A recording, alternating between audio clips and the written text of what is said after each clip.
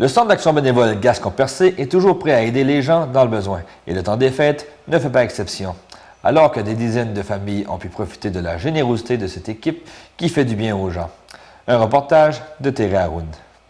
Jacques Langelier en est le coordonnateur. Il nous a gentiment reçus dans son établissement, plus précisément au comptoir alimentaire, où l'on y retrouve des denrées en tout genre, céréales, beurre d'arachide, pâtes alimentaires, etc. Concernant la guignolée du temps des fêtes, elle s'est bien déroulée selon lui.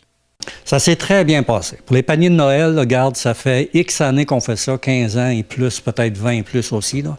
Puis je te dirais que la générosité est toujours au rendez-vous.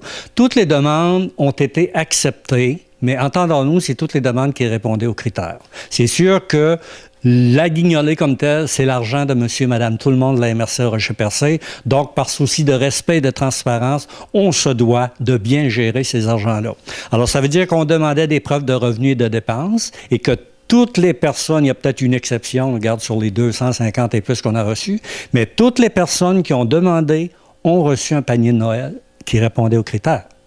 Concrètement, le Centre d'action bénévole Gascon-Percé, situé à Chandler, est venu en aide pendant les fêtes à plus de 250 familles et personnes seules par l'entremise, entre autres, de 147 bons d'achat d'une valeur de 75 $, une nouvelle formule de cette année, et plus d'une centaine de paniers d'alimentation d'une valeur oscillant entre 150 et 175 $ pour les familles.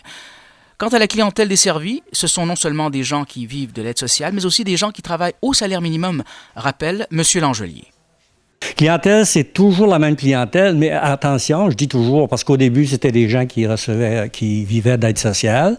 Aujourd'hui, c'est encore ça, mais il y a aussi des gens qui vivent au salaire minimum, il y a aussi des gens qui ont le petit chômage. Alors, il y a des gens qui travaillent au salaire minimum, ils ont la chance et le goût d'aller travailler, ils y vont, mais à 11 piastres, c'est quelque chose de l'heure.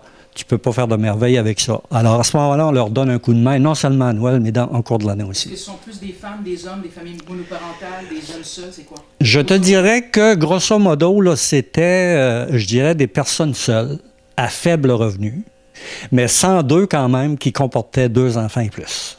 102 familles. Ça veut dire que tu peux être famille monoparentale, puis tu peux être un couple avec 2 enfants.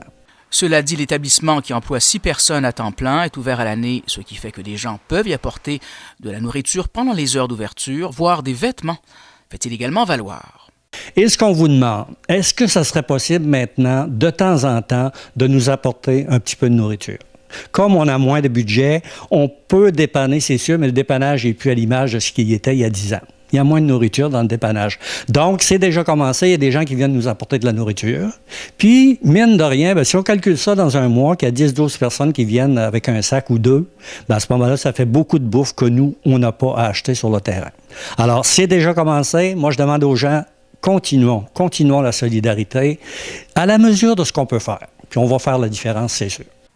Thierry Haroun pour TVCGR à Chandler.